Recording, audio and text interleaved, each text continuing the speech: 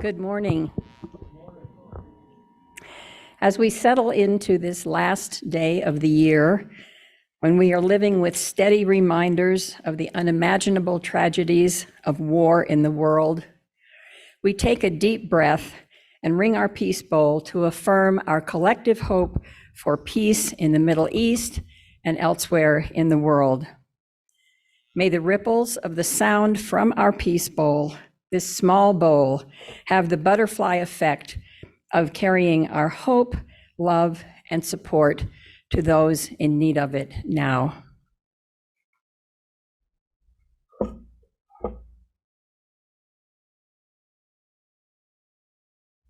Well, that looks like a great group of guys to have a beer with. Good morning and welcome and happy almost New Year to all of you gathered here today. It is good to be together. Here at Granite Peak, we have a space where love and community are at the heart of each service. How many times have you said recently, what in the world ever happened to 2023? We're coming up on the new year. I'm Bobbie Bollinger, your worship associate this morning, and we will also be hearing this morning from fellow members Marianne Erickson and Paula Burroughs. Our minister, the Reverend Patty Willis, will return to the pulpit next Sunday. Let us remind ourselves of the mission statement of this congregation. We are a compassionate, spiritual community that celebrates diversity, nurtures the personal and spiritual growth of all ages, shares our gifts, promotes justice for all, and serves the world we live in. I want to give a special shout out this morning to all of the people on Zoom. We may have more people on Zoom this morning than we have with us in person. I hope that most of you are not home with COVID, but I know that some of you are. So all of us here in person send our collective good wishes to those of you who are not feeling well. We come to Granite Peak every week for spiritual enrichment, but also for community and for catching up with one another. Please join us for animated conversations and coffee in Davis Hall following the service. And for those of you attending on Zoom, you know the routine. You can stay for your breakout rooms with your own cups of coffee. Lots of people there to chat with today. There's additional information about the numerous goings-on at Granite Peak on our website at prescottuu.org. And guests or folks we haven't seen in a long time, hi Dave, will have the opportunity to introduce themselves at the end of the service and hopefully join us for coffee, where we'd love to chat with you. Hats off this morning to those people who have made this service happen.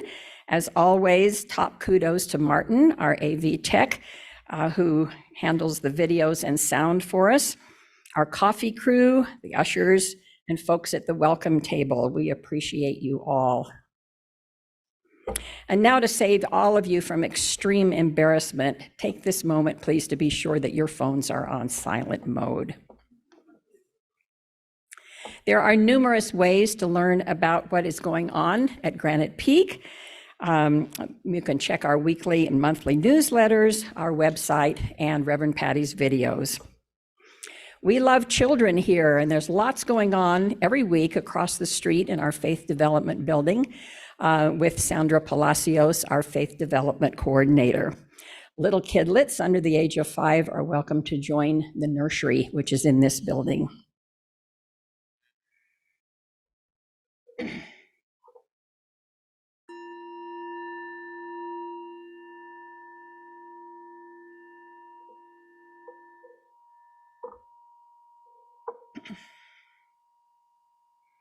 We join other Unitarian Universalist congregations in the tradition now of lighting our chalice. Our chalice lighter this morning is Jack Wood. May the glow of this flame remind us that we can ignite the light of love and spread it to others. May the joy of interconnectedness speak to us through this flame's light and live on within each of us. Thank you, Jack. I'd like to take a moment this morning to introduce our guest speaker. Fellow Granite Peak member Marianne Erickson is well known to most of us and is most well qualified to bring us her message of advocacy. Besides earning 2 degrees from the University of Illinois and having a career as a scientist, she devoted herself to extensive efforts through the League of Women Voters in trying to pass, although not successfully, the Equal Rights Amendment in Illinois. She has been a community health and teen parent advocate and community ambassador for Planned Parenthood. She has aided the successful coalitions of voter initiatives in Arizona of, among others, Stop Dark Money, Save Our Schools, and is currently working with organizations aimed at placing the Arizona Abortion Access voter initiative on the November ballot. She will be in Davis Hall following the service if any of you would like to carry on further discussion with her about her message this morning. Marianne, it's all yours.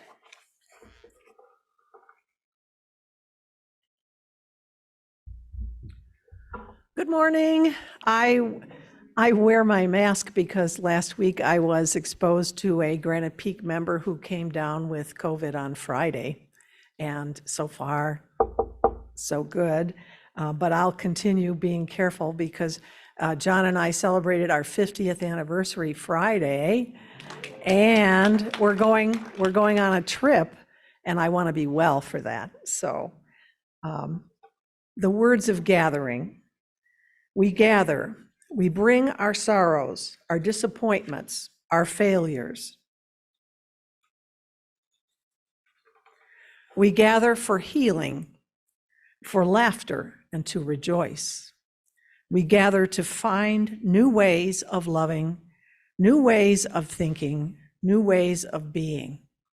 We gather, yes, always we gather, for it is in the gathering that we find our hope.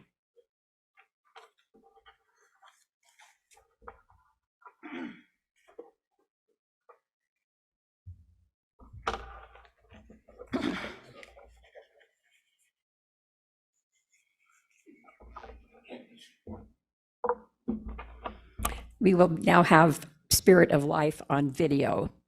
We're not going to sing this morning, but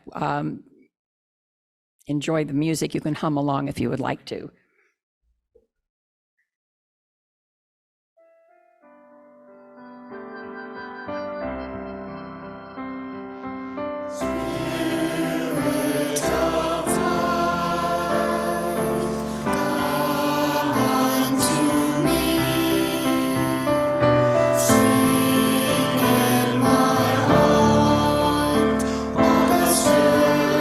Of compassion.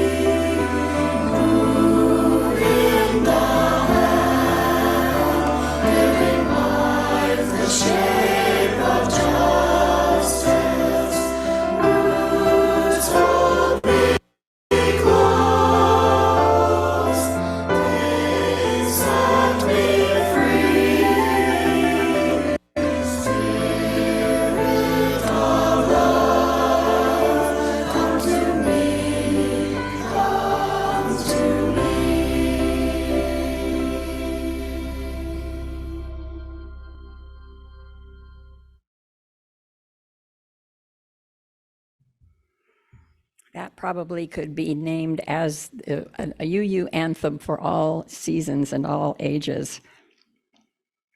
Please join me in saying the words to our covenant. Love is the doctrine of this congregation. The quest for truth, its sacrament, and service is its prayer. To dwell together in peace, to seek knowledge in freedom, to serve others in community. Thus do we covenant together. Our beloved community is the heart of Granite Peak. As we experience a time of meditation and music, we'll take a few moments to silently acknowledge the joys and concerns of our hearts and minds. If there is an event which moves you to joy or concern, hope or gratitude, I invite you to honor your feelings by coming forward to silently drop a pebble from one of our dishes into our communal water as an acknowledgement of your feelings and as an affirmation of our connection to one another. I will start this morning by putting a pebble in the bowl for all of our members who are down with COVID right now.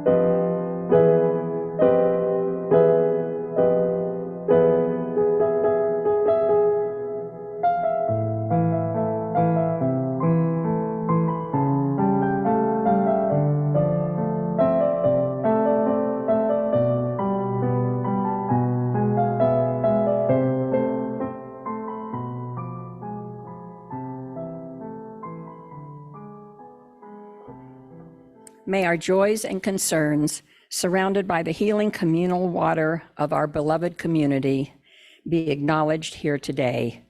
So may it be. Please join me in singing Walking with You. Let's see, I don't know if he has a slide for that. Follow along.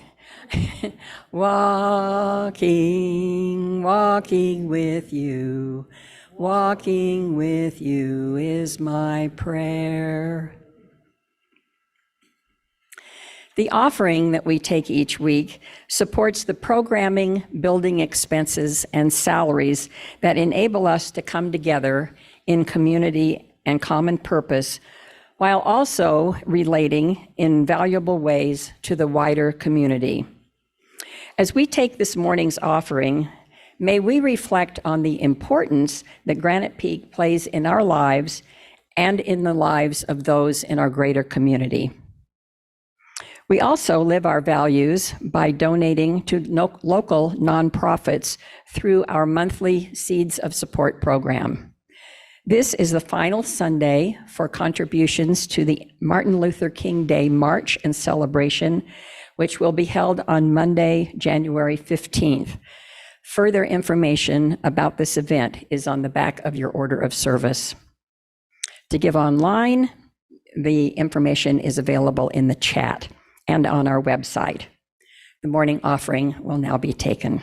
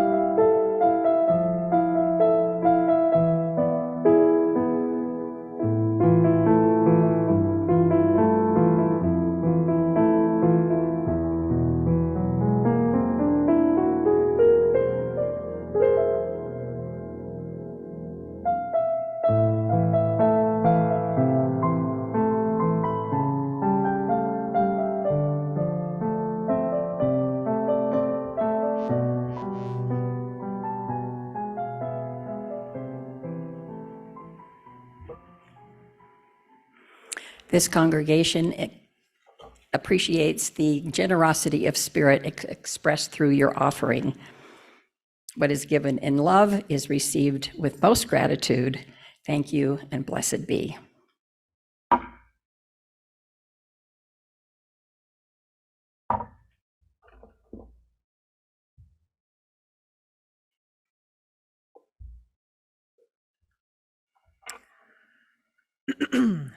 Many people have talked about advocacy and its significance in the world. Here are some powerful quotes and writings on advocacy from activists, authors, political leaders, and others. First, Malala Yousafzai. She said, "When the world is silent, even one voice becomes powerful." Maya Angelou wrote, "I am convinced of this. Good done anywhere is good done everywhere. For a change, start by speaking to people rather than walking by them like they're stones that don't matter. As long as you're breathing, it's never too late to do some good." Harriet Tubman was quoted saying, "I have heard their groans and sighs and seen their tears, and I would give every drop of my blood to free them." Frederick Douglass wrote, "Power concedes nothing without a demand. It never did, and it never will." Dr. Martin Luther King Jr. said, "A man dies when he refuses to stand up for that which is right. A man dies when he refuses to stand up for justice. A man dies when he refuses to take a stand for that which is true." I stapled my pages together so I wouldn't lose them or get them out of order. And finally, from another Nobel Prize winner, Elie Wiesel, a Holocaust survivor, author, and activist, from his Nobel acceptance speech, he said, "We must always take sides. Neutrality helps the oppressor, never the victim. Silence encourages the tormentor, never the tormented." You will know the words of this upcoming song. Please stand as you are able. Feel free to sing softly or hum, and enjoy Lean on Me.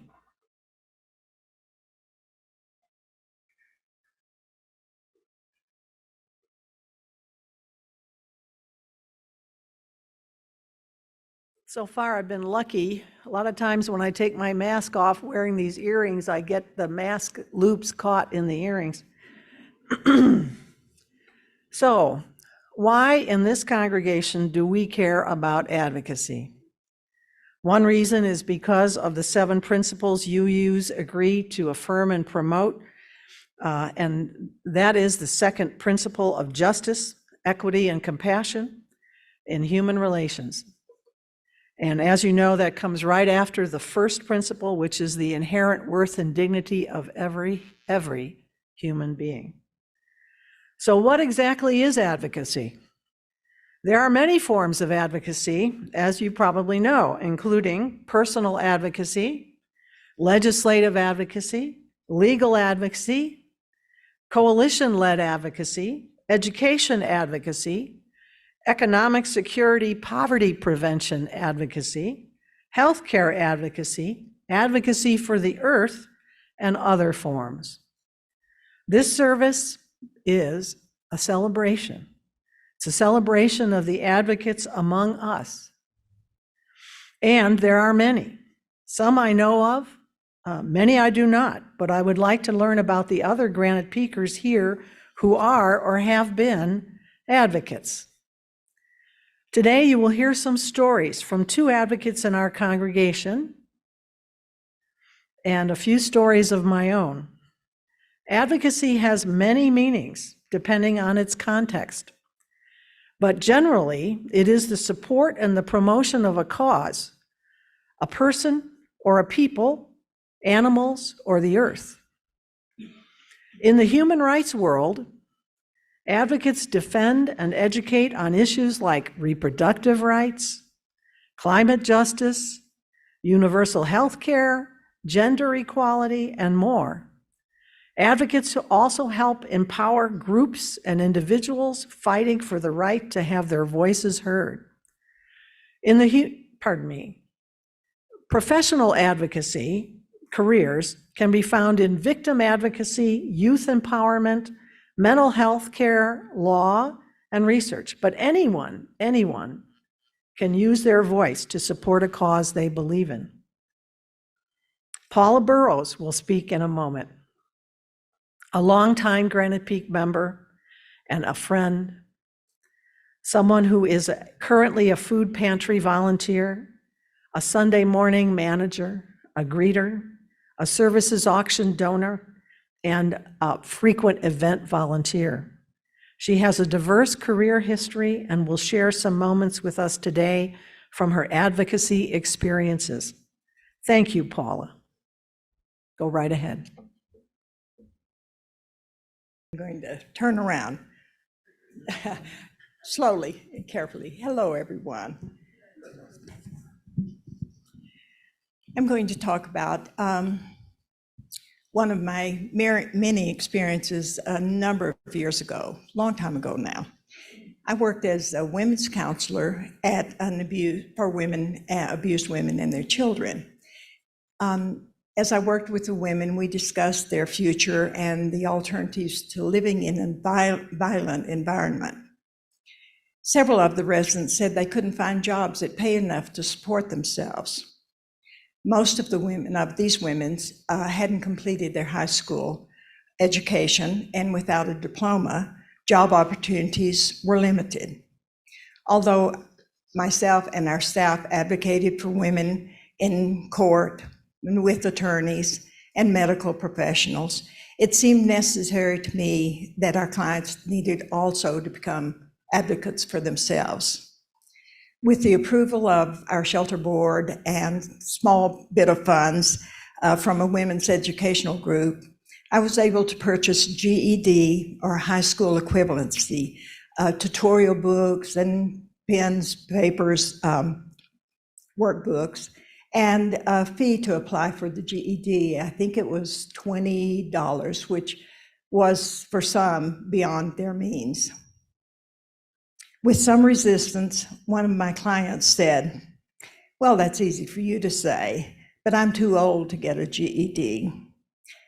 I smiled and told her that I had dropped out of high school also, and had later completed my GED while working and raising 4 kids, and I'd be receiving my master's degree soon at 46 years of age. She smiled and she said, "Well, if you can do it, I can do it." When I left shelter work there, after receiving my master's degree, 4 of the women either had completed or were in the process of completing their GED. So proud of them. Advocating for women became an essential part of my counseling and support in the ensuing years. But the most important key for me in advocating for those who needed support was teaching and encouraging women to advocate for themselves. Education gave me the tools, and later my clients the tools to achieve those goals. Thanks, Paula. Bobbie doesn't really need an introduction because we all know how amazing she is, and yet I will introduce her. A former Granite Peak board president, board member currently, program council leader currently, choir member currently, steward currently, and big sister. Thank you, Bobbie, for agreeing to speak today.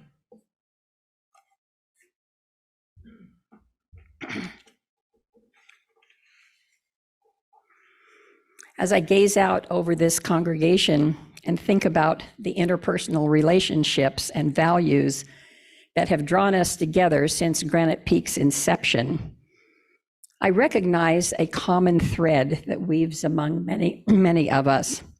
It's the value of advocacy that has always been an intrinsic part of many Granite Peakers' lives in innumerable ways over the years.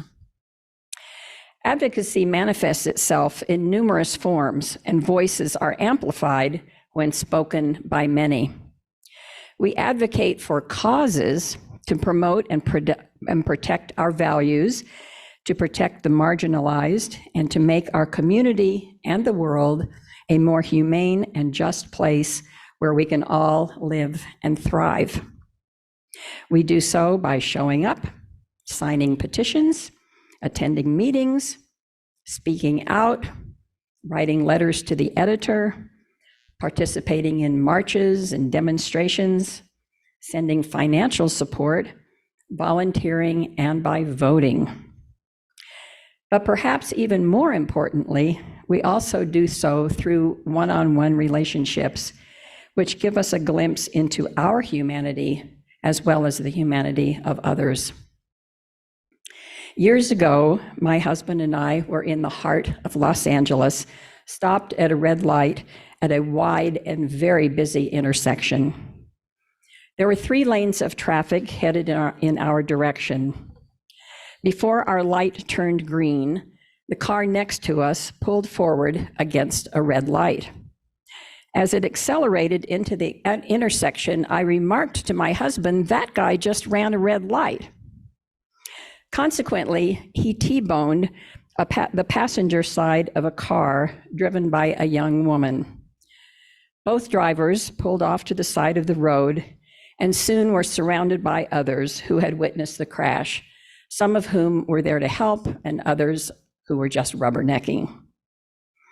I felt the necessity to stop, especially imagining about what a young Black woman might face as a minority in a courtroom or when dealing with an aggressive insurance company. I approached the very shaken young woman and assured her that I had seen the whole thing and that she was not at fault. I gave her my contact information and asked her to reach out to me if she needed an advocate in court or in dealing with her insurance agency. I wasn't sure I would ever hear from her again as I lived 4 hours away, but several weeks later, she did reach out, letting me know of her court date and that she could use my support. An obligation at my job kept me from making the 4-hour drive to court, but I submitted an affidavit, complete with diagrams, to the judge describing what I had witnessed that day. Several weeks later, a letter arrived from her, this was before email, saying, "Hey, Bobbie, we won." And the judge said, "Your letter made a difference." Advocacy can come with its rewards. When demonstrable change occurs because of our actions, we feel rewarded and uplifted.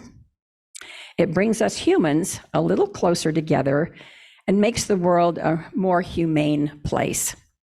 It reminds us that we have validated the inherent worth and dignity of a person or persons as our UU values suggest. On the other hand, despite our best intentions, such positive outcomes are not always the case. Sometimes our best efforts as advocates don't reach our intended goals. Perhaps you have advocated for an animal that was unable to find a home, or for someone who did not know how to navigate the needed social services or healthcare programs and did not end up receiving the help that was being sought. I posit that we and those we are advocating for are better off because the effort was made. Another person felt validated and cared for by your actions during a difficult time. And there remains intrinsic worth in having put forth our efforts toward a needed solution at a difficult time.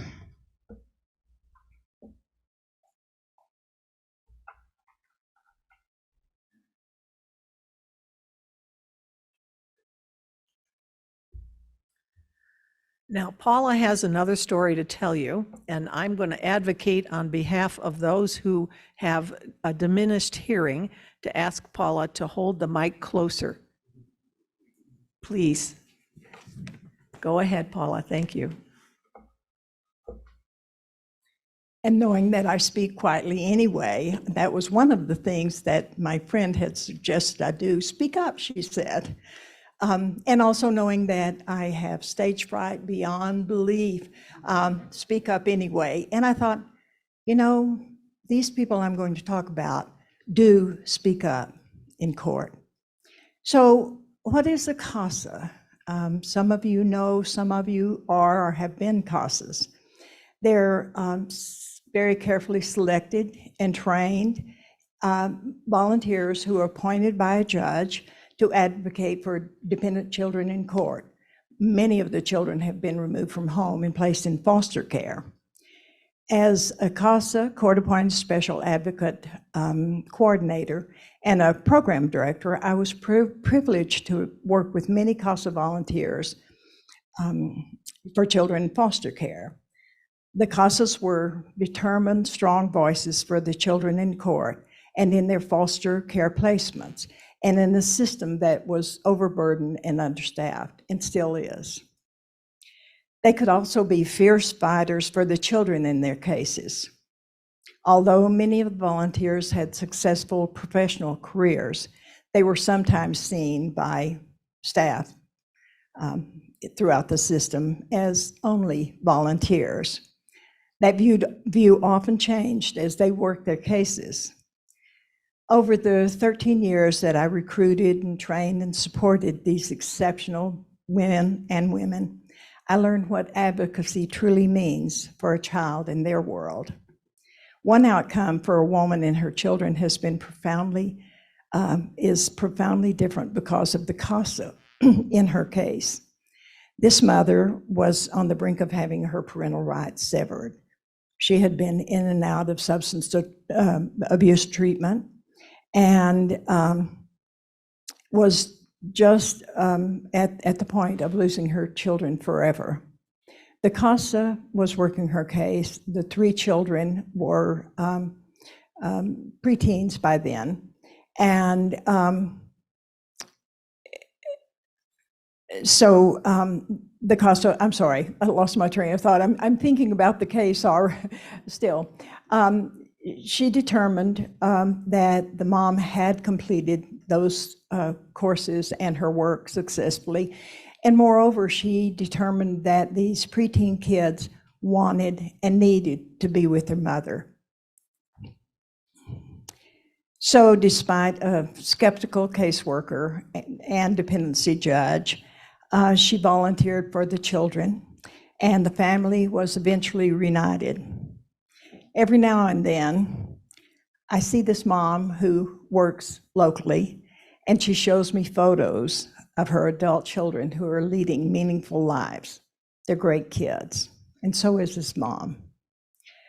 Over my years of working with, supporting, and advocating for these community volunteers who stepped up for children who need an advocate and friend, there were many such stories and good outcomes, including those kids who were adopted into safe and loving homes. The CASA Child Advocates taught through their commitment and compassion what speaking up for what's right and just can make a world of difference for the child, for the system, and for those of us who are lucky enough to have known them.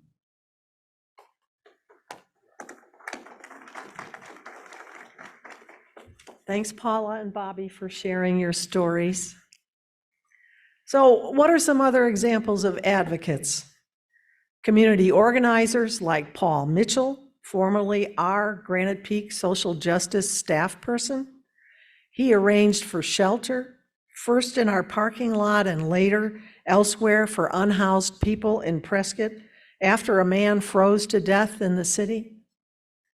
Paul also performed the first gay marriage on the steps of the courthouse, the first gay marriage in Prescott after it became legal, and he later served as the executive director of the Coalition for Compassion and Justice.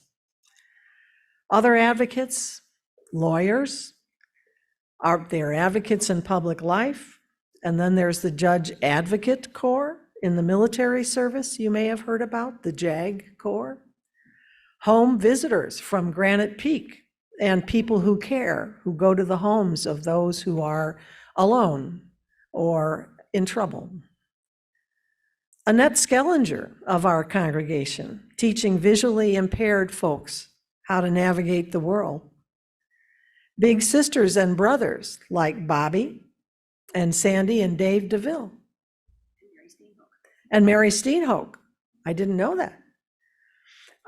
Granite Peak food pantry volunteers like Karen Anderson and Chris Parsons and Karen Greenberg and Paula Burroughs, Carol Lee and Jack Stanton, Jane Keene and Susan Smith, Udell Stuckey, Joe Sprague, and others. Empty Bowls workers and the donors of bowls, the donors of soup, all of that. And Meals on Wheels volunteers like Norma Meyer and Kelsey Wilkes. English as a second language volunteers and GED volunteers like Lena Hubin and Jerry Carley. Teachers and professors serve as advocates often, as you know. Nurses and other healthcare workers. Without them in the hospital, we'd all be dead. And first responders and some of my favorite people, lifeguards, pool lifeguards. They're great advocates.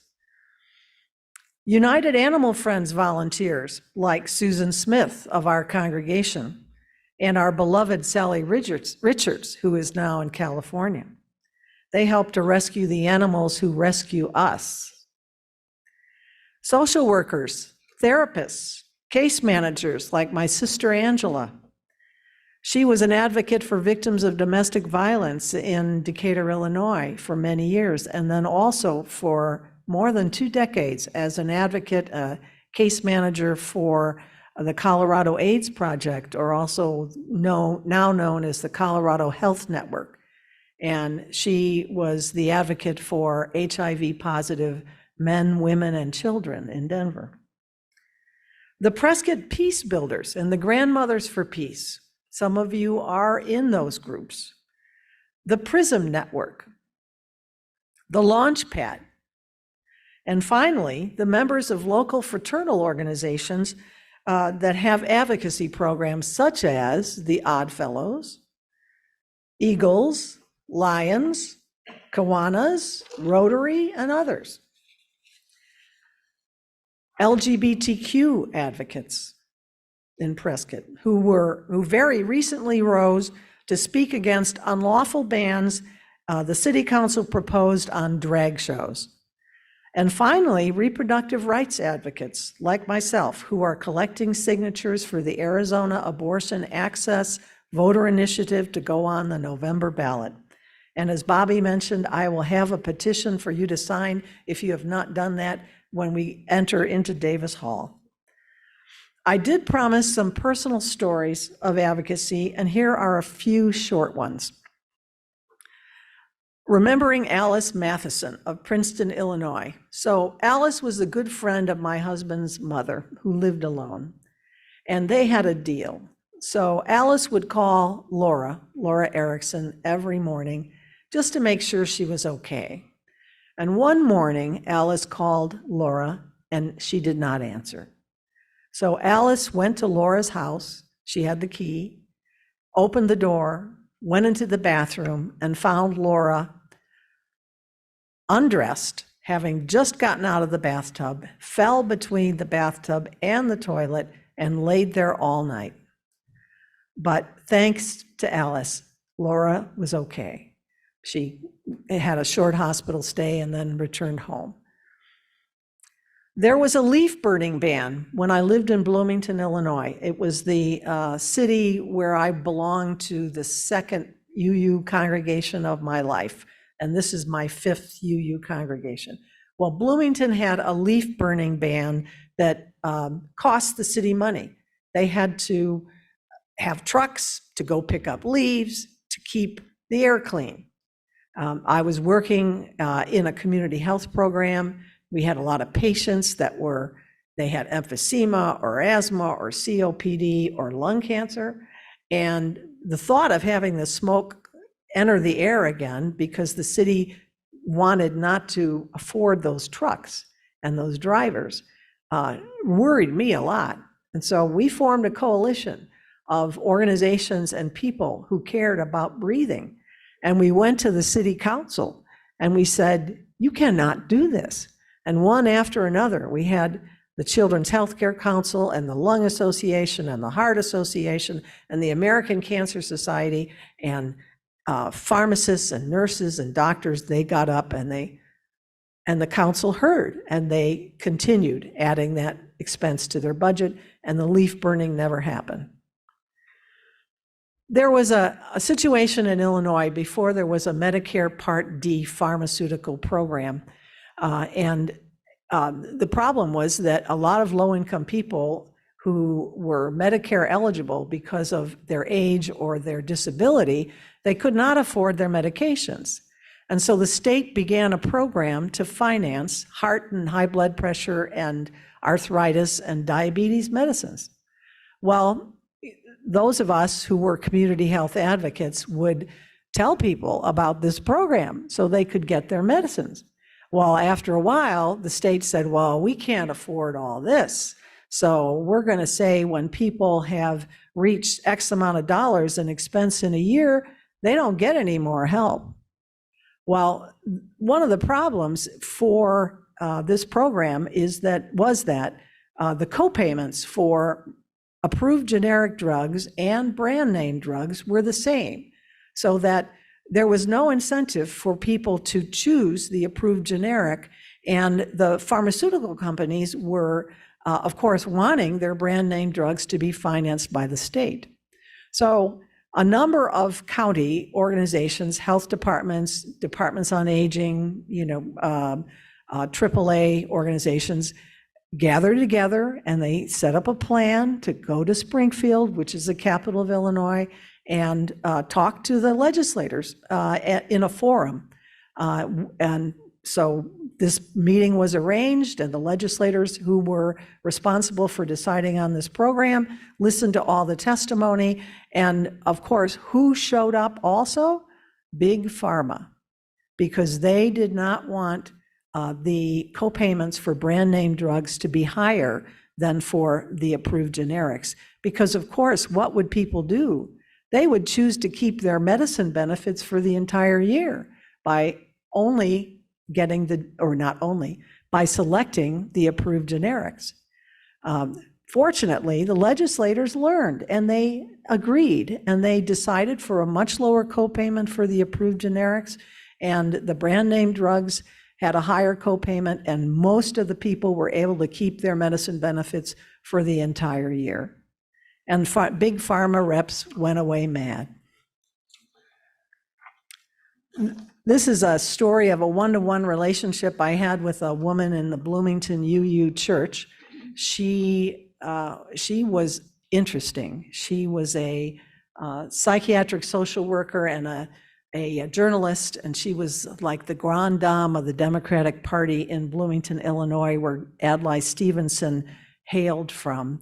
And she actually went with Adlai Stevenson and his wife in some of their journeys when he was the US Secretary to the UN.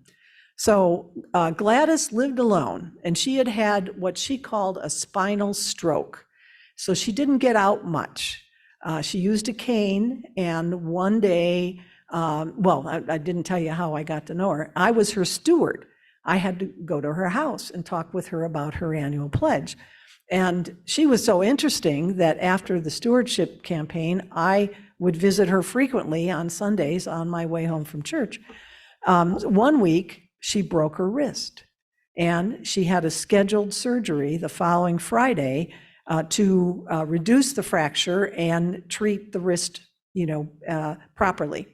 The plan was she was to go into the hospital as an outpatient early in the morning, and she was told not to take her medications because it would interfere with the anesthesia, I guess. And so she didn't take her medications. She got to the hospital for her orthopedic surgery, and the surgery schedule was advanced because of several emergencies. So she didn't have her surgery till late in the afternoon. She hadn't had her medications, and they kept her overnight because they knew she lived alone. In the morning, I called her at her house thinking she was going to be there, but she was not there. So then I thought, aha, they didn't let her go home. So I called the hospital, and she was very weak and groggy, and she explained to me that she was having some symptoms of her, what she has known, or she had known to be a bleeding ulcer. And she did not bring her ulcer medicines because they told her not to. So I asked her if she would talk to the nurse and have the nurse report to the doctor what was going on. And this happened, and the doctor told the nurse to tell Gladys, well, I'm sorry, you'll just have to see your doctor when you get home next week. You're going to be discharged today.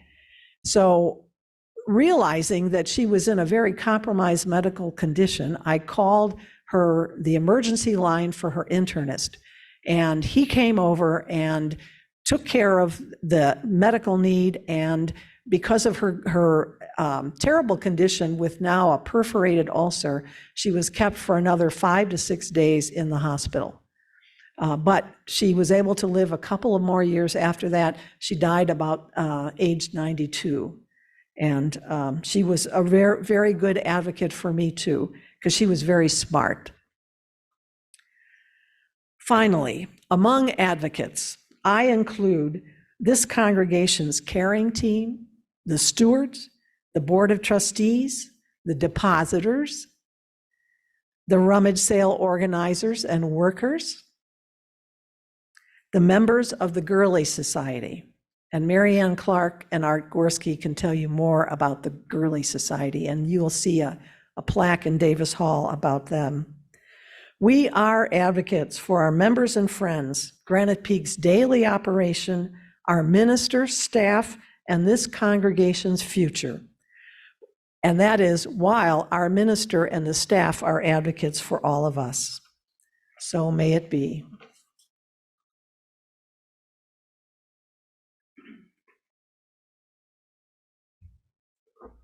Thank you, Marianne. Our closing hymn is a congregational favorite, Blue Boat Home.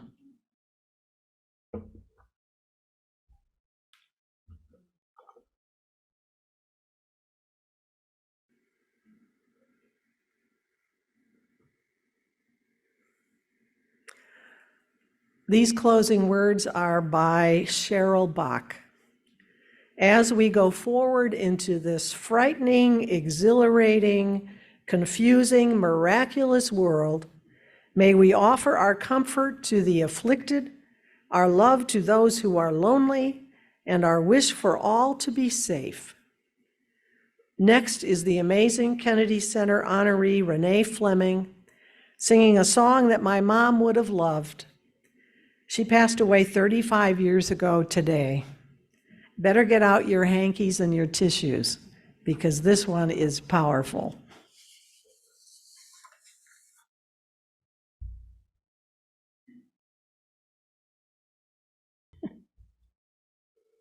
We will now extinguish our chalice.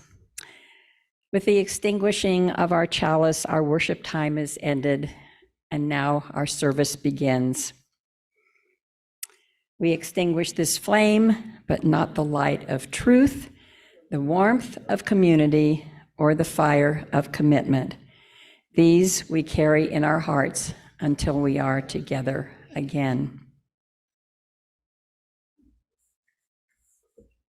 Since our friends on Zoom will be unable to hear the introduction of guests, we'll suggest that you follow Martin's cue and go ahead and go into your breakout rooms. It's great to have you all with us together. My gracious, there are a lot of names on the screen here, so Happy New Year to you all, and may you all be well. We're wondering if there are any visitors with us or any people who have not been here for a long time who would care to stand and introduce yourselves, because we would like to know who you are so we can welcome you. Hi.